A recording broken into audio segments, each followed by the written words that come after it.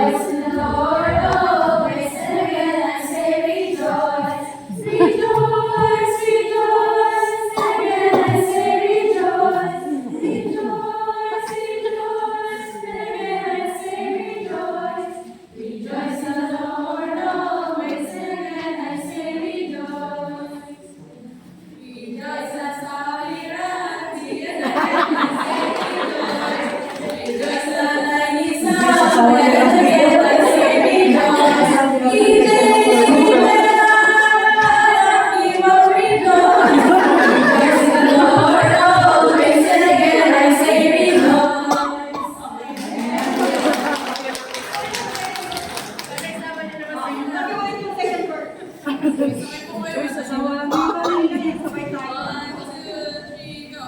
Rejoice as Avirati, and again I say rejoice. Rejoice that I is up, and again I say rejoice. Rejoice when I say rejoice. Rejoice in the Lord always, and again I say rejoice.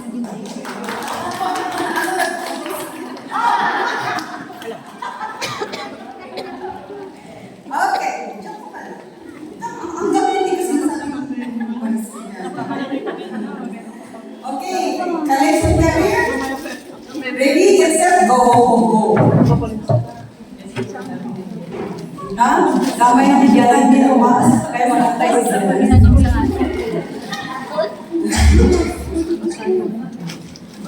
okay? Ikaw dapat.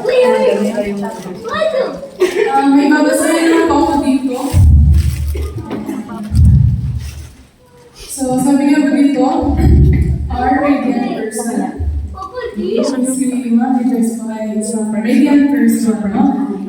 Sa akin po, dun po talagang hindi matuna. Marami na. Tulad namin, na nakita na ang beauty ay kahit walang makeup. Pero kay Ma'am Joyce po, kahit talagang walang makeup, no? Kahit na nakita niyo lang siyang Joyce na bumibili ka din naman daw. Ay, mga maganda rin ang bilis talaga. Ayan. Next is, she is also enthusiastic in serving the Lord. Kapag serve sa Panginoon, talagang maasahan nyo na yan is next, she's also jovial to everyone. Ano ang jovial is natural? Okay, napaka-joyous mo, no? Yun pa ang pangalan ni Ma'am Joyce, kaya hindi ko rin maging malupol. So, wala kang Joyce, rejoice. Tsaka may shampoo din. Galing naman. Next po is optimistic in times of trials. No, kapag kahit piwan yung problema na kapag pero nakangiti pa rin naman sa inyo. And then next po is inspiring to others. Kung narinig niyo po yung mga kwento ni na Pastor, oo, mga iman, talagang masasabi na may inspire na kaya pa lang daan. And then she's also compassionate at heart, no? Sa mga waiting po may mga nasasabihan, pero ito po yung pag silang nagsabi ay with compassion, joy. Kasi concern po ni Ma'am, yung souls namin at the same time concern namin po yung feelings. And then lastly po is elegant in her actions. Napaka-elegant po yung mapaasahan siya na hindi po siya mag-fail kung sakaling kailangan ng elegance sa isang group. Yan po at yun po kung bubuhayin po natin lahat. Radiant, enthusiastic, jovial, optimistic, inspiring, compassionate, elegant. Mahubo po natin yung word na rejoice. So happy birthday po, Ma'am Rejoice. Sana po natin. Galing po sa college and career, Ma'am.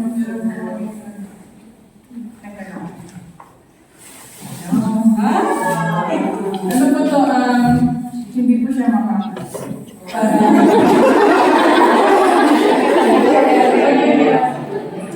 Happy birthday po, Ma'am. Mamaya na nagpa-picture. Okay, tignan nga natin yung mga 40, ano, age 45 below. 45 below na married. Come on.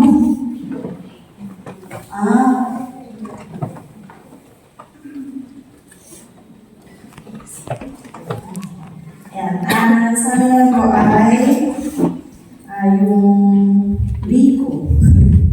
Lagyan na lang na religion. Ayan, ito ang first letter is R as receptive.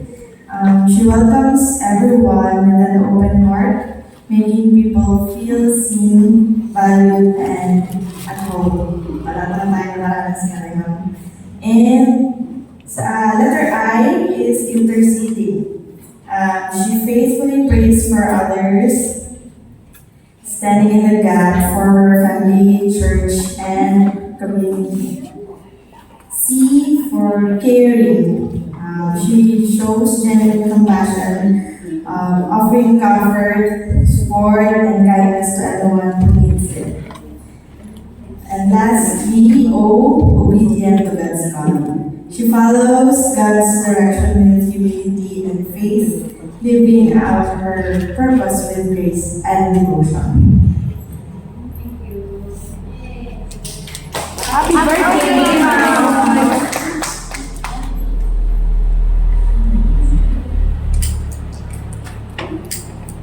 Happy birthday to you. Happy birthday to you. Happy birthday, happy birthday. Happy birthday to you. Happy birthday to you.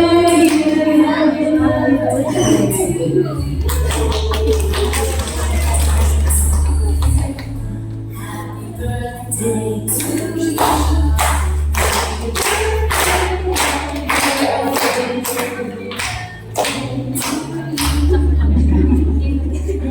46 and 55. To 55. Sa amin naman na mga nasa stage of proposal stage.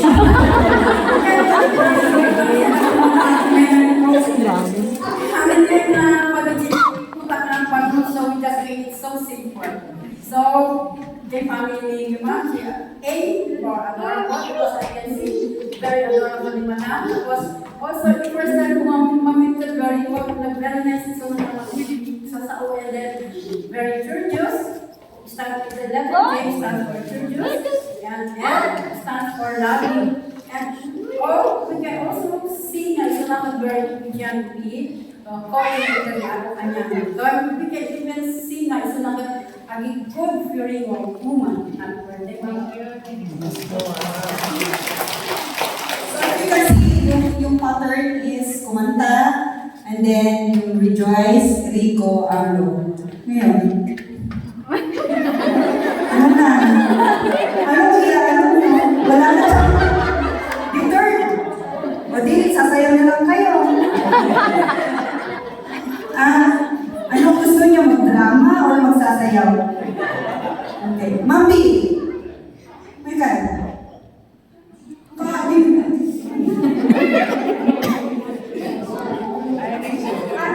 I call her Mami kasi teacher ni Karen doon sa Victory. Ang tawag namin sa kanya Mami.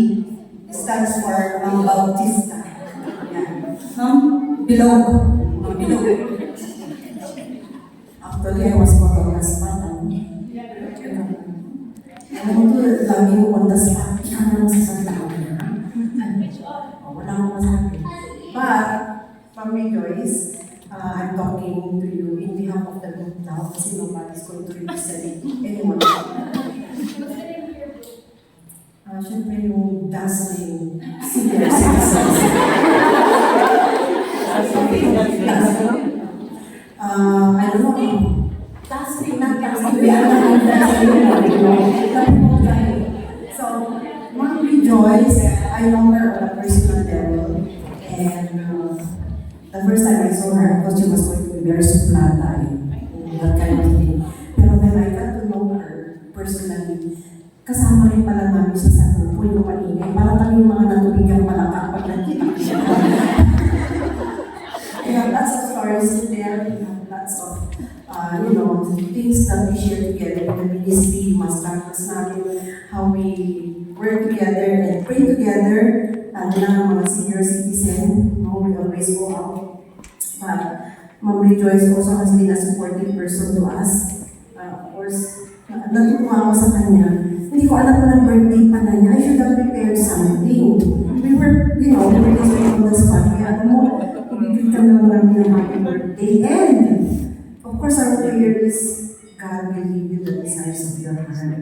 So we're privileged to know you and we're privileged to have you as our close friend as well.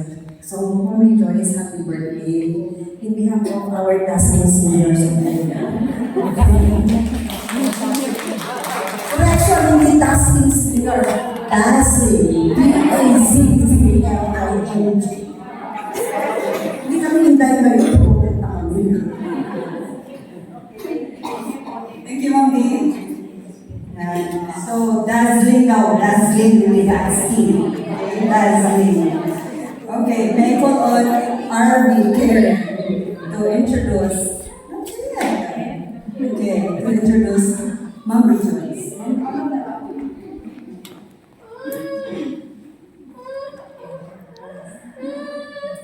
We are friends. Yes. Hello po. Okay ba po kayo? Gising pa naman? Busog? Yes. Okay. The next speaker is a daughter, a wife, a mother, and of course, our sister in Christ. Okay, so her full name is Rejoice Lipo Anglo. Pero alam niyo po ba kung ano ang kanyang nickname? May idea po kayo? Hindi po. Mas pangit. Pero po kayo alam? Ang kanyang nickname ay Ningning. Ito po ang pinangalan sa kanya ng kanyang lola. Okay, her birthday is December 9, so tomorrow. May time ka pa, Mami. Yes. So yung mga pinipili ko ng gift, accepted ko hanggang bukas 11:59. Then, meron po siyang, as a daughter, ang father and mother niya is si Mr. Nilo and Aurora Rico.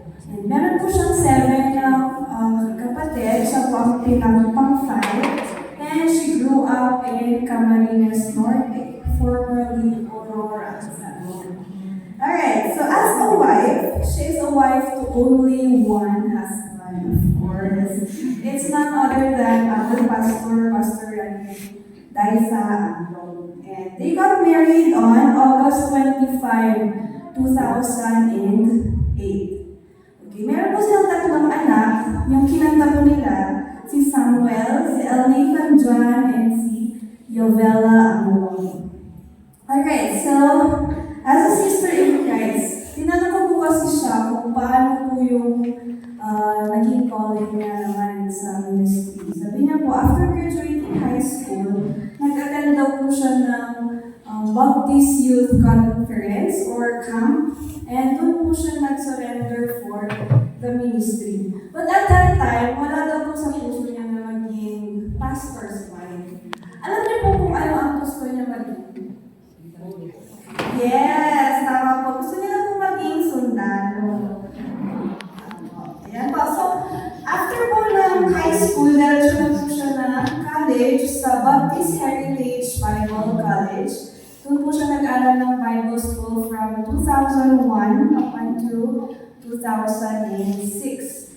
And then in the ministry, nag-start po sila sa Bato with Pastor Randy from 2008 hanggang 2016. And then, umuwi po sila dito sa Baguio. Naging worker po sila dito sa High Crest, sa main church, from 2016 hanggang 2018. And then, nag-start po sila ng gawain sa town, sa Bukawkan, on July 15 of 2018 hanggang 2023. And at present, dito na po sila sa aming main church from 2023 hanggang ngayon. Okay, so ang kanya pong ministry dito sa church ay isa po siya sa mga Sunday school teachers. Isa din po siya sa mataga-welcome ng mga tao, bisita man o hindi. Kaya po, lagi pong masaya ang aming church dahil pagpasok namin, andyan po siya para mag-greet sa amin. So,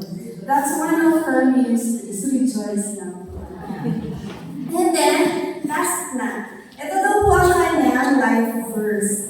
2 Corinthians 12:9. And he said unto me, my grace is sufficient for thee, for my strength is made perfect in weakness. Most gladly therefore will I rather glory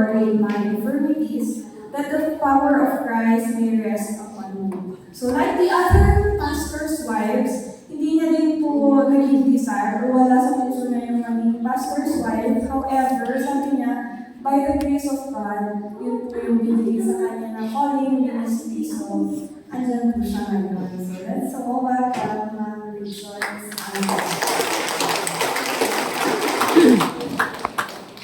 Okay, so kunin niyo ay, hindi naman na.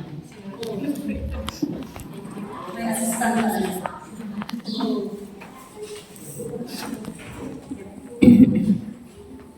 Nasa nervous po ako. Tawagan po sa akin yung dalawang doktor. Di ba, dahil doktor sila, pag namin yan, magandang hapon po sa inyong lahat. So, alam po, busog ang lahat. At medyo sleepy tayo. So, may mabilis lang po ito. Mas mabilis pa kay Ma'am Jean. Mas mabilis pa. So, nakaset po sa akin na topic ni Sister LP, who am I? God woman for God. Sino ba ako sa Panginoon? Okay? So, alam po natin, kung tanong na ito is napakahalaga po sa bawat isa sa atin. Ano po? Who am I? On God's eyes. Okay? So, sabi ko dito, who am I? Is a very vital question that we ought to ask ourselves and we need to find answers according to God's word. Kasi, pag tinanong mo yung sarili mo sa harap ng salamin, who am I? Is pwede po tayo magkamali. Kasi yung sa salamin, reflection ng ating outward appearance, yung ating makikita. Pero kung sasalamin po tayo sa salita ng Diyos, makikita po natin kung sino po ba tayo. So sa salamin, makikita natin kung sino yung tao na inayusan mo. Kung gusto mo ng straight na buhok, gusto mo ng bulong na buhok, mahapon mo, marikit mo. Yun yung makikita natin sa salamin. Okay. Makikita mo din sa salamin, pag medyo tumataba ka na, mahanap ka ng mas salamin na nakakasaya. Diba? Makikita natin yung reflection natin sa salamin. Pero actually, yun po ay yung outward appearance ng natin. Ang talagang nakakakita kung sino talaga tayo ay ang Panginoon. Okay? So, pag titignan natin yung ating sarili, tatanungin natin yung kapwa natin, yung sasabihin yung nanay natin sa atin kasi ganun niya tayo kapakilala. Okay? Pag sinabi kasi natin identity, yun yung pagkakakilala natin, yun yung tanong natin na kung ay. So, pagka tinanong mo rin yung asawa mo, iba din yung pagkakakilala niya sa'yo. Pag tinanong mo yung mga anak mo, iba din yung isasagot nila. Kasi ito pa, kasi you are mother. Okay, pag tinanong mo yung kaibigan mo, hindi totoo sasabihin niya sa'yo kasi kaibigan mo siya. Yung hindi, joke lang. Ang kaibigan natin, sasabihin niya sa atin kung sino tayo sa kanyang pamilya. Okay, yung kapitbahay natin. So, yun yung pagkakakilala natin. Iba-iba po ang pagkakakilala ng tao sa atin. Pero kung haharap po tayo sa Diyos, kung titingin tayo sa Biblia, kung tatanungin natin, sino ba ako sa harapan ng Diyos? Okay? So, tingnan po natin sa Romans chapter 5, verse 8, kung sino po tayo. Sinimulan po natin dito sa Romans chapter 5, verse 8. Bago po tayo manalangin, basahin na lang.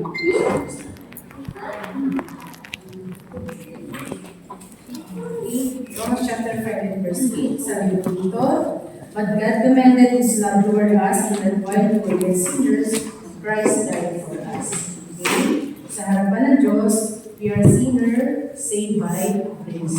Pagdayo muna po tayo sa grade. Pagdayo Diyos sa makapangyarihan sa lahat, maraming salamat po God sa pagdating mo.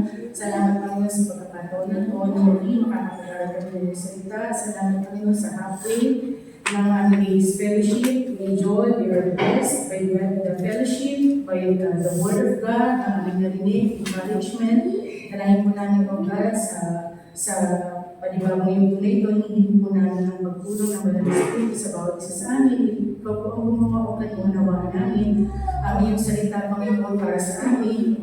Panginoon, ang aming nakatayo sa iyong harapan. Sa oras ito, hindi po namin ang pumasala ng ibig ng sa aming puso. Kami po ay iyong makain sa Panginoon at ikaw po ang manalalang sa amin. Ito po yung ganangin sa pangalan ni Jesus. Amen. So sa harapan ng Panginoon, we are a sinner, saved by grace. Okay? So kung hindi mo makikita na ikaw ikaw ay sinner, napakahirap mong maligtas sa buhay. Di po ba? Tayo mong naligtas dahil nalaman natin na yung patatayuan natin sa harapan ng Diyos, tayo ay makasalanan.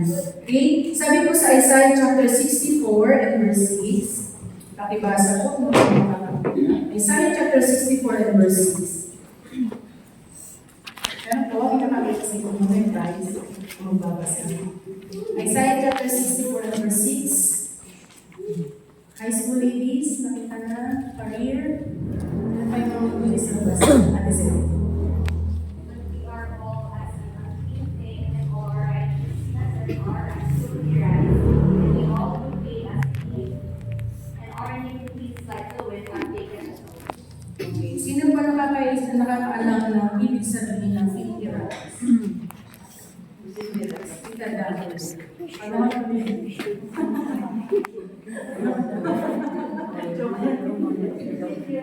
Compared to the ginagamit na pinapabaan sa mga tao ngayon.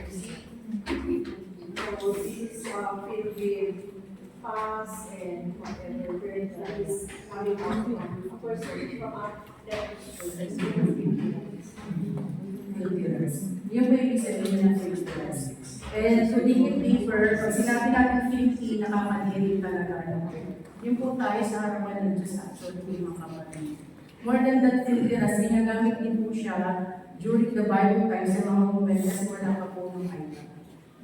Wala yung iPad na press ka rin naman. Wala pa po iPad. Wala pa po.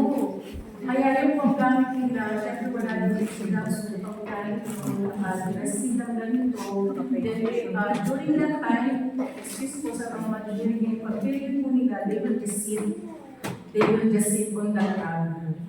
Tapos, they will just sit, pagtapos ay tatapon na period po siya. So, yun po yung iPad nila. Okay, wala na iPad. Kaya, mas may pa po kayo magdan, hindi nyo na po ilabot. So, yun yung filthy rags. Kung naalala nyo, si Rachel, itinago niya yung mga gas, yung mga sinasamba ng kanyang father, is tinupuan niya po yun. Ginamit yung filthy rags, tinupuan niya. Pero sabi ng tatay niya, tumayo ka, hanapin namin si Merchant niya, pardon me my Lord, kasi sabi niya, hindi ako makatayo dahil period niya that time. So, yung filthy rags, yung tinupuan pagka merong period during that time. So, sa harapan po ng Panginoon, we are very, very worthy. Napakamakasalamat po. Ganun po tayo. Kaya salamat po dahil ang Diyos, kahit ganun tayo parangin, hindi tayo po. So number one, the meaning behind the filthy rags, our best efforts fall short. Okay, sabi po ni Isaiah, even in the best human goodness, religious practices, righteousness, moral behavior, this is still tainted with sin. It is not that the good works are bad, but they are insufficient to earn God's favor. So tama po siya, di po ba? Kahit ano po kabutihan ang gawin natin, hindi po natin mawibig yung favor ng Panginoon kung gusto natin maligtas. Kaya nga pag nagsusurvey tayo, lagi natin sinasabi sa mga nakakausap natin, kahit sabi niya, hindi wala pa akong napatay, hindi ako kriminal, hindi ako magnanakaw. Sa harapan ng Diyos tayo ay makasalanan. Yun yung sinasabi natin sa tao. Ano po natin makakausap? Minsan, magsusurvihin ka, pag sinabi mo, may-share ako sa iyo, kung kalagayan natin sa harapan ng Panginoon, tayo makasalanan, hindi. Wala akong kasalanan, hindi ako kasalanan yan. Pero pag pinakita natin yung Word of God, sasabihin natin, ito sabi ng Biblia, pantay-pantay tayo sa harapan ng Diyos, lahat tayo, makasalanan. Then pag nabasa niya, i-accept niya siya yung makasalanan. Doon magsisimula, na pag naunawaan niya siya yung makasalanan, tatanggap siya sa Panginoon. Kasi bakit po? Maunawaan yung makasalanan siya, nangangailangan siya ng kaligtasan ng Savior. Okay? So number two, the problem of self-righteousness. Many people rely on their own goodness to earn a place in heaven. But the Bible teaches that apart from Christ, even the most virtuous person cannot meet God's perfect standard. So, sa harapan ng Diyos, we come short, okay, of the glory of God. So, hindi tayo maliligtas kung kaligtasan na by our own works lang ang ating gagawin. So, kahit magpinitensya tayo ng taon-taon, hindi tayo maliligtas. Yan ang ating ituturo sa ating community, mga neighbors natin na hindi pa tumatanggap sa Panginoon. Okay, number 3, seek for us everything. Even acts of kindness and religious devotion can be tainted by pride, self-righteousness, and impure motives. Sa harapan ng Diyos, kahit anong gawin natin, hindi po natin siya pwedeng i-bribe ng ating goodness. Tatanda po natin palagi yan. So, how does this apply to us today? We cannot earn salvation. No amount of God's need can erase sin. Only faith in Jesus Christ brings salvation. Okay, number 2, humility before God. So, alam po natin, ang kasalanan na ayaw ng Panginoon is pride. So, anong kabaligtaran ng pride? Humility. So, yung pang gusto ng Panginoon na we humble ourselves in the sight of God. Pag hindi tayo nag-humble sa Panginoon, yung mga asin hindi maliligtas, tayo naman naligtas, pag tayo mayabang, then God will work on it that ibababa tayo ng Panginoon hanggang ma-realize natin na tayo ay mag-pride o makasalanan. So sa buhay natin, marami pagkakataon na naranasan na po natin yan, na ginamit natin yung effort natin, yung strength natin, yung kanino natin, kalakasan natin. Pero at the end of the day, marirealize mo, Panginoon, ikaw pa rin ang gumawa. Kaya ikaw pa rin ang wala sa amin. Okay? So, isa-isahan po dito sa Luke chapter 18 verse 13, yung tax collector. Luke chapter 18 verse 13. Basahin natin siya. Mabilis lang tayo. Dahil tayo ng gusto sa ating lunch. Luke chapter 18 verse 13. Sabi po dito, and the publican standing afar off would not lift up so much as his eyes unto heaven, but smote upon his breast, saying, God, be merciful to me, a sinner. So sabi po dito, itong publican na to, pumasok siya doon sa templo, nanalangin siya sa Panginoon, halos hindi siya makaharap, Panginoon. Patawarin mo ako sa mga kasalanan. So sa kabaligtaran naman po ito, si Pharisee, yung holier than thou attitude, na minsan meron tayo nito, mas magaling ako sa kanya. Mas the best yung ginawa ko kaysa sa kanya. Mas magaling ako kumawag sa kanya. Or mas magaling ako magturo. So ayaw ko ito ng Panginoon. Ito naman, Pharisee, sabi niya, mas maganda, mas madami yung binigay ko. So nung nagbigay siya ng kanyang offering, kailangan pa niyang thinking yung kanyang bell para marinig ng mga tao na makita nila na mas malaki yung aking binigay. So, sa gawain po ng Panginoon, ang kailangan po ng Diyos ay hindi yung ating strength, kundi yung ating weakness. Kasi sa ating weakness, doon tayo na nagtitiwala sa Kanya. So, ito po tayo sa harapan ng Diyos, makasalanan tayo. We are just a sinner saved by grace. Ang gusto ng Panginoon na tayo ay maging humble sa Kanya. So, number 3, how does it apply to us today yung ating filthy rats? Living in a true righteousness. When your righteousness is insufficient, God calls believer to live in holiness through the power of the Holy Spirit. Okay? Basahin po natin si Titus chapter 3 and verse 5. Titus.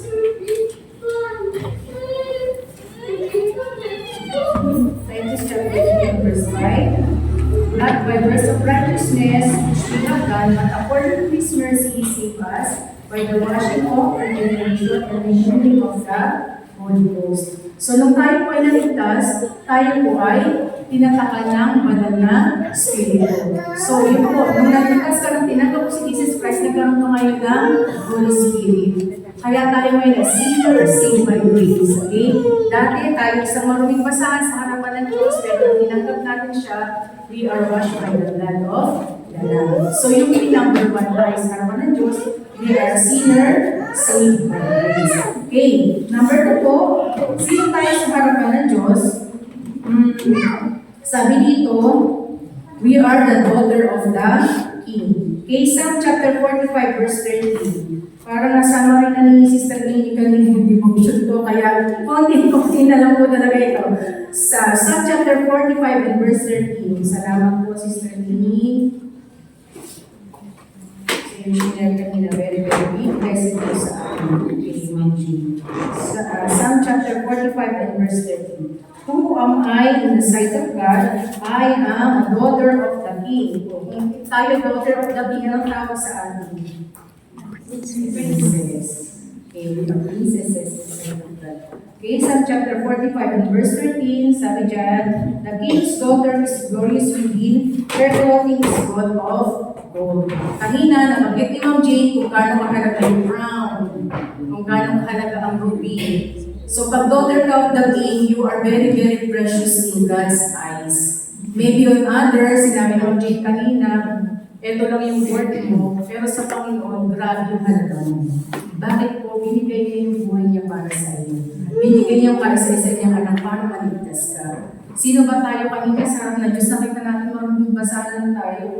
Kung ikukumpara yung ginagawa natin, yung karumihan natin, hindi makukumpara sa kalinisan ng Panginoon. Sino tayo para maging karapat-dapat na tawagin anak ng hari? Di po ba? So we are daughter of the King. Sabi dito, sabi nasa natin kanina, who am I as a daughter of God's highest King? Okay? Sabi sa John chapter 15 and verse 16.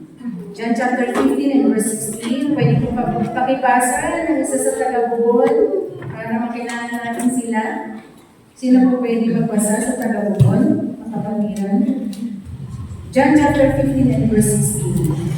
Sa daughter of the King, we are number 1. John 14:16. We have not chosen me, but I have chosen you, and ordained you that you should go and bring forth fruit, and that your fruit should remain, that whatsoever shall us impart by you. Amen. Thank you po. So, John chapter 15 and verse 16, sabi dyan, you are chosen. Wow, ikaw ay pinili. Okay? Hindi ka nag-apply. Hindi ka nag-apply para maging princess. Ikaw ay pinili. Pero sa dami-dami ng tao, ikaw ay pinili. Pero hindi po applicable sa kaligtasan na pinili ng Diyos ang makiligtas. Hindi po yun. Alam po, ang ibig sabihin. Dahil sa ating salvation, kayo pinili ng Panginoon. Salamat sa Kanya. Dahil sa dami-dami ng tao, ikaw yung tumanggap sa Kanya. Okay? Bilang anak niya ngayon, ikaw ay pinili, dapat pahalagahan mo natin ito. Ano po? Sabi dito, you are extraordinary. Nasa kanya, kung bibili ka ng pizza, gusto mo yung extraordinary flavor. Mas cheesy, mas maraming flavor. Kung sa gamit, ikaw yung hybrid. Kung sa sakyan, ano po? Kung sa sapatos, ikaw yung bright glass. Sa mga damit, ano po? Tayo ladies, gusto natin yan. Gusto mo yung the best. Sa harapan ng Panginoon, ikaw ay extraordinary. Hindi ka basta-basta nilalang. Sabi ni Sister Amy, kakilala pa sa ganda dyan na. Okay? Ikaw ay inabot sa ganda. Mother, sa atin, kilala po natin yung mga anak natin. Di po ba? Alam mo, pagka, halimbawa, yung crowd ng mga bata, may biglang umiyak, yung kakaibang umiyak, alam ko yun, sasabihin niya. Okay? Halimbawa po, nagkaroon ng parade. Kahit na kayo kung sila ng pang Boy Scout dyan, o anong uniform nila, alam mo kung ano doon yung anak mo. Di po ba? So sa atin ganun din. Tayo, alam ng Panginoon kung nasaan ka. Kasi princess ka anak ka ng Panginoon. Ikaw yung apple of the eye of God. No? Kahit saan ka pumunta. Kaya ang babae natin, ano? So number 1, you are chosen.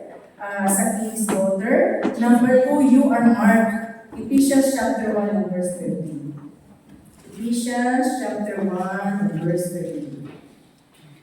Pakibasa po ng taga-Gibraltar. Isang taga-Gibraltar. Si Mr. John. We are also trusted after that we heard the word of truth, the gospel of our salvation, in whom also after that we were sealed with the Holy Spirit of God. Amen. We are sealed. You are marked by God. Nung tayo naligtas, yung Holy Spirit of promise, sealed tayo. Sa amin po sa province, kung meron po dito na lumaki sa farm, yung mga baba po tinatatakan niya. Para alam na sa iyo. Yung po hot iron, yung seal. Pagka meron kang baka, para hindi mapalit po sa kaaruba na baka. Kasi nakawala lang po yun walang tali pag wala yung pastula dito. Tatatakan po yan sa pigi.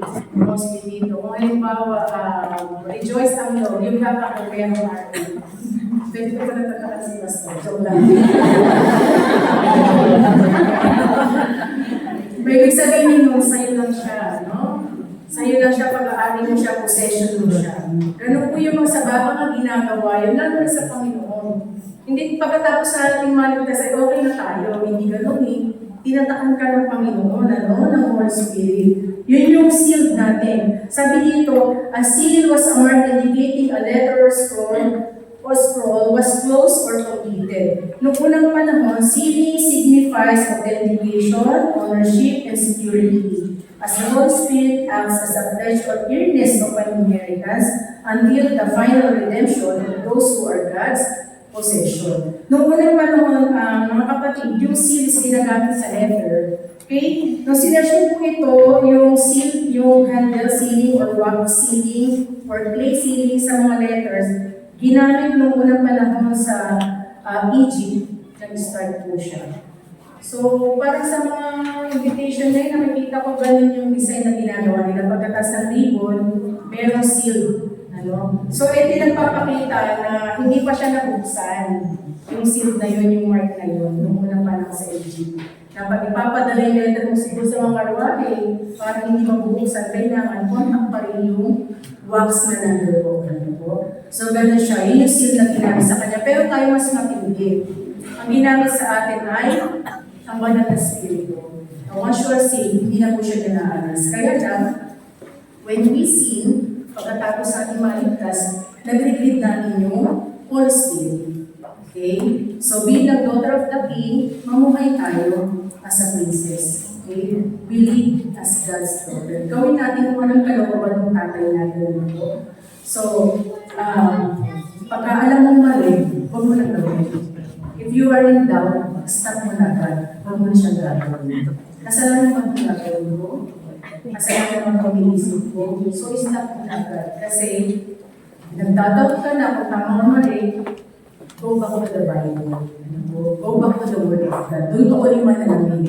Kasi maaari magkamali yung ating puro-puro, haka-haka, maaari magkamali yung desisyon natin. Pero, pag ang desisyon natin, ibabase natin lahat sa salita ng Diyos, hindi tayo magkakamali. Yan po yung tulong ng banal na Espiritu sa atin. Alam niyo po mga kapatid, pagka nag-read natin yung Holy Spirit sa atin, nagkakaroon ng kanyang puso natin. Minsan may still small voice na yung gawin yan, hindi yan tama.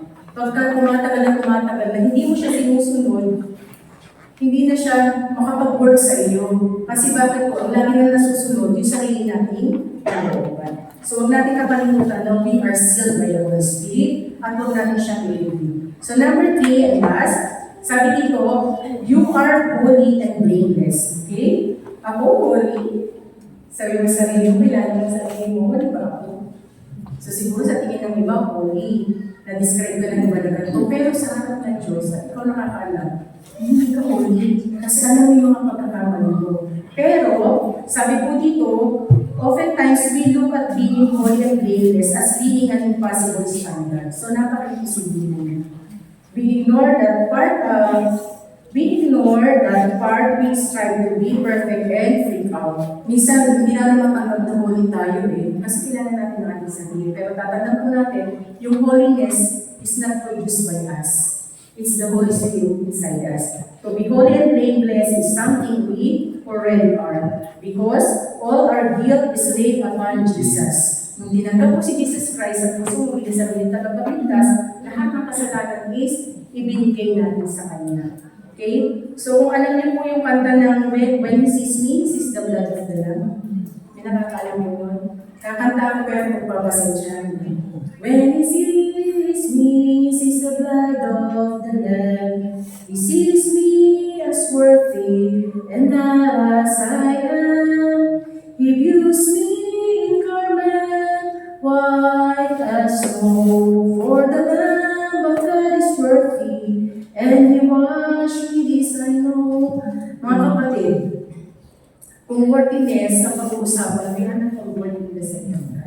Sabi pa nila, we are sinners saved by grace. But now, sa harapan ng Diyos, ano po tayo? We are a daughter of the King. We have the honor of calling our Father. We can go direct to Him.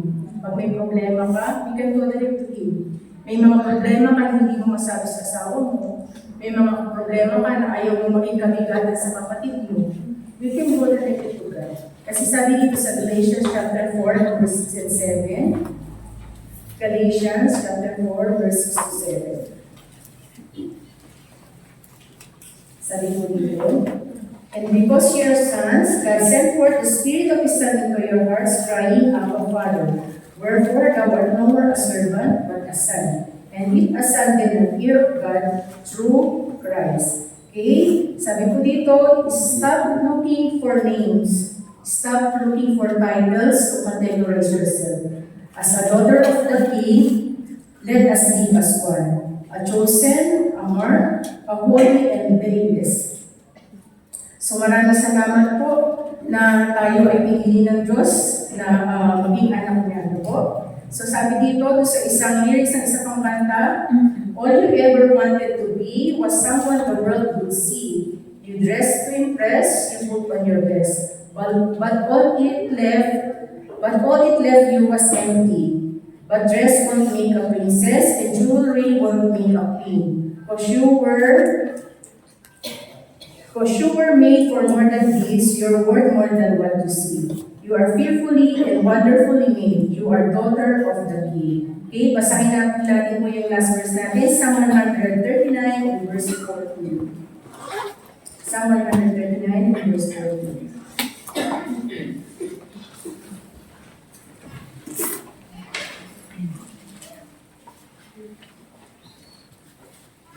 Hindi tayo magtatapos. Psalm 139 verse 14. Ready? Ready na po kayo? I will praise thee, for I am fearfully and wonderfully made. Marvelous are thy works, and that my soul knoweth right well. So, King's daughter, let us enjoy the privilege of being God's daughter. Na po, gawin natin yung best natin, ipakita natin, hindi lang panlabas, kundi yung inward. Ang pinakamahalaga po sa lahat, hindi kung ano pwede mong magawa, pero kung sino yung nagmamayari sa iyo.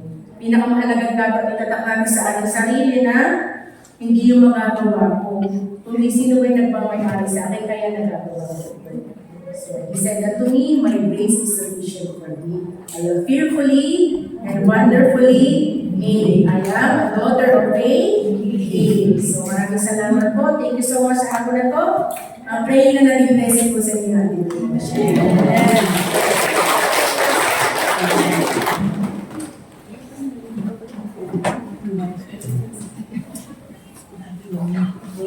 Okay, let's reflect again sa devotion natin.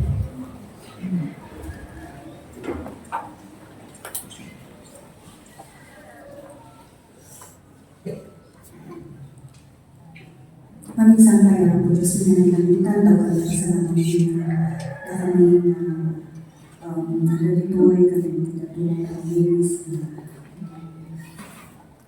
nagamit ng talo. Thank you, Lord, na nadagdagan ka sa opportunity. Thank you, Lord, na na kami na servant mo. Thank you, ay, Lord, where yung pastay naka-filthy kami, pinili pa rin kami nalibalo hindi sila mga hindi magtuloy lang ang mga kanyang desire ng sarili gamit kita ang pagkakas. Ito tinatawagan mo, tinanalisis na po. Yan, so tapos na tayo. So, ano ngayon, karami na tayo, hindi na tayo gamit tayo. Okay, but before na, tayo pa si Sister Mona na tatay ko lang malawang kita isa yung mga ganda. Ano yung nakalaita sa mga kapalita ng explain.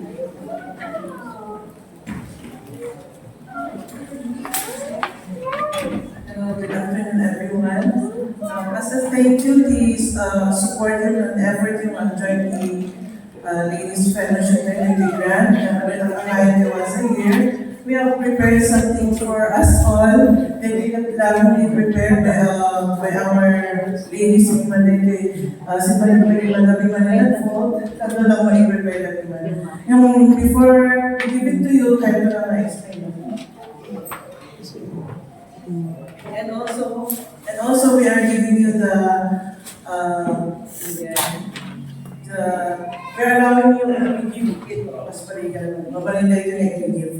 Dated may sa jar of verses. Yeah? Nga na-color code tayo. Yeah? Of course, ang nalagay nga substitute Bible. Yung kasi lang pick me up ng dating. Mas parang lang kasi tinitignan na nyo and you want to be guided by the verses of the Bible. Okay? So, nalagay verses for when you are happy and you want to thank God, praise God. So that you're happy, yellow verses na gizay. Or na thankful kayo, and or somebody at yung i-share yung verse about thankfulness and joy, at the color code na. Yung madami lang dito when you are angry, when we are anxious, when we are lonely or sad. Baka nagigiti mamwear out na naglalos yan verses, so hindi kita kita. But anyway, nagigiti quick nga references na, and I hope nagigiti makarulong kanya yung amin. At binilang ko nung naglista na yung amin, umanay ng inang-tending na dapat na nakalista? The attendance? Ano na yung lista na yung amin? Ulan gawin na each of us na so, we hope and pray na makabless ang amin yung mabasa ito. In times na tayo ng thank you, Lord. Ang kasaladahan. Distributor. Yes. Okay. So, habang i-distribute rin ka, kaya ko lang thank you niya. Thank you, kaligiti ng niya, food. Tali na nag-agupay, mabalin pa isa nga, merienda kayo, kayo niya, merienda. After na ito, dapat di mag-merienda. So, thank you so much, kaya nyo, nga nag-agay ng niya, food. Thank you, kaligiti ng praise, ng luto. Thank you, kaligiti ng decor. At nakita ka nagpapapicture tatay, nakita si picture, dati decoration tayo, thank you. Anyong oras na natulog, 1 o'clock summer, nga nakakampitan, yun tos dapiman, dapat iman na. So, thank you kanyayo, thank you ka lagi dyan nag-arrange iti tables, lagi yung decor tayo, thank you. Thank you kalagi dyan nag-pray. Iti success na ito ay fellowship tayo. Thank you nag-join tayo iti na fellowship tayo.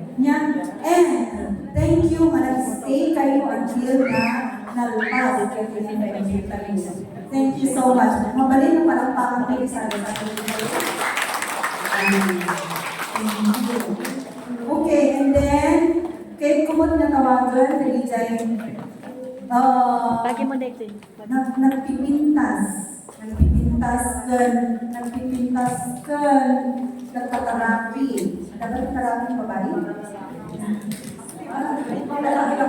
Natarapi kami nito, hindi natarapi. Active. Nag-speakers kayo. Ni Ma'am Amy, ni Ma'am Jane Ford, and ni Ma'am Joyce. Sorry, at dapat naman isang speaker tayo. Woman to myself, magkagay, itabing na. We are very sorry, so na ay kalalagan tayo, bed rest, hindi kailangan na. She's having a baby. Yan, Ma'am Angel, yan, Bacolong. So, ipag-pray kayo ito ng buntis na naalisan din yung baby na twice. So, ikalalagan tayo na native, yan, nakita si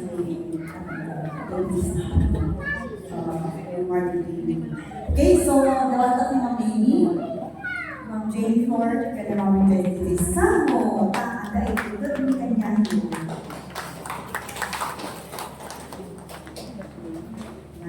May tokens kasi. Then after that, thank you so much. Ang mga nagpuyat kayo, ang mga adunay preparation nyo, and nag-research kayo pa talaga. Takay lang, nag-research kayo pa talaga. Ako na yun lang, nag-research ako. So, nag-research kayo. Thank you, kinito ko niya. Natulungan na kayo. May I call also, naging tayo pastor's wife, na nagagad kanya tayo nata. Sorry handa kayo na ikanan, hindi chance niya na nag-testimony. Ma'am Ibay, ni Sister Sister Manji, ay si Mama, si Manji kasi sa akin, is parang ating-ating gusto ko, Manji ko po ang latakiman, ay naman kayo na ba din po. Okay, so, lagi na naman ako ang talagang, yan, si Ma'am Gretchen. Ano kayo na? Dapat natin po, pastor sa kita, ang kayo babae. Ha? Dapat? Ha? Sige, pastor na? Pastor na? Okay. So, thank you also.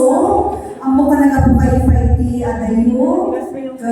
Thank you for coming and joining dating activity tayo. Halaga pala ang akatiman, student.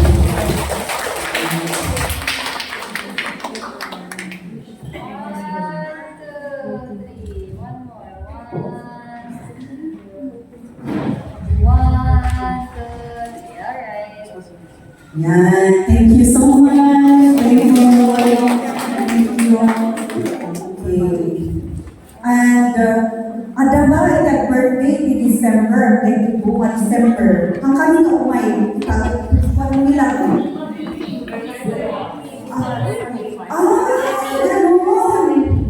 Oh, sige. Dito tayo.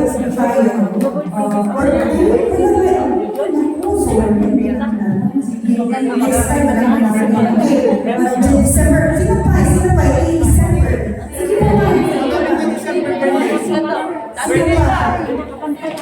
Oh. Yes. Sino pa? Oh, Sister Rami. Ma'am Lisa. Sino pa? Saibel. Ay, kamahin ako, hindi ano. Saibel, Mekan. Sino ba? Si Jemima. Ayan. Sino pa manalisa ka mo yung mga pari ka mo. Okay.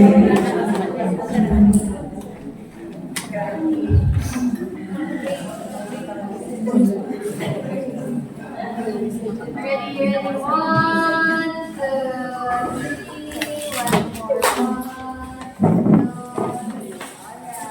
Diyan na kayo ba? Ano, di pa. Ano naman tinamagod? Tokens. Ay, sorry. Mabalik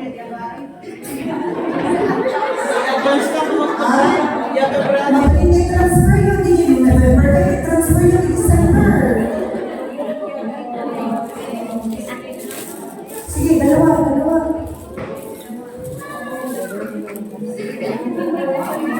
Ito pa, siguro except si Mama Jess at si Ma'am Amy. Ito pa. Except si Mama Jess at si Ma'am Amy. Huwag mo nang bigay yung dalawa. Except sila.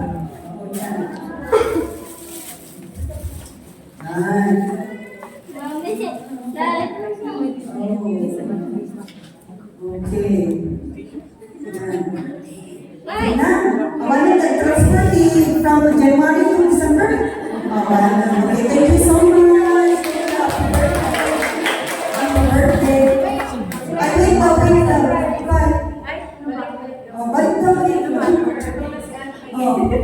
Balik daw, sorry. Okay, balik daw. Sige. Ready, 1, 2, 3, 1 more. 1, 2, 3, Okay. So, meron tayong announcement. What else? Announcement? Any? Next year. Okay, so next year. Okay, so, announcement? Group picture. Okay. So after this, siguro mag-group picture, parang gagawin natin, madam. Lahat dito? Hindi ko alam kung paano, pero siguro yung mag-picture na lang ang pumunta dito. Tapos dyan na lang kayo yung yan. Ang tayo ko na dito. And then kung grupo na lang dito. No? May camera tayo. Yan yung mga no? Okay. Dito daw pa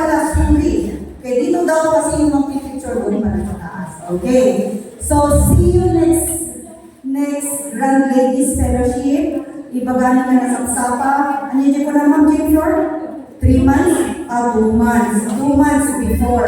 Yung may Grand Ladies Fellowship daw no, maka-prepare niya. So, tas Jai, at kinitatay mo yung next Grand Ladies Fellowship. Again, thank you so much. Wala nang announcement? Take note. May magparamay pang mga food, magkape muna. Okay, yung mga gutom, tsaka hindi gutom, pwede pa tayo makain. Okay? So, please, let's rise and then isingit natin yung sarili natin dito for the future. Habang nandito tayo ay mag-close and pray. Yan. Oo, yung matangkad na lang sa likod.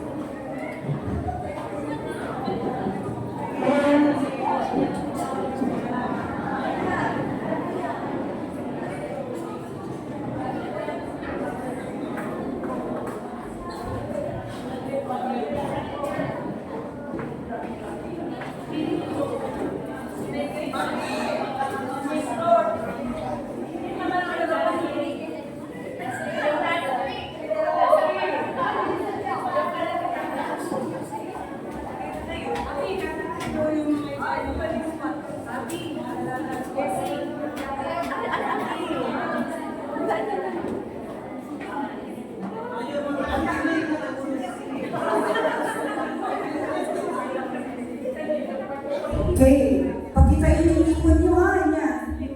Good. Magbilang tayo di 1, 2, 3, smile. Okay, 1, 2, 3, go. Smile. Okay, look to your right. Right. Turo dun sa taas. Turo, yan. Go. Alright. Hard. Yun.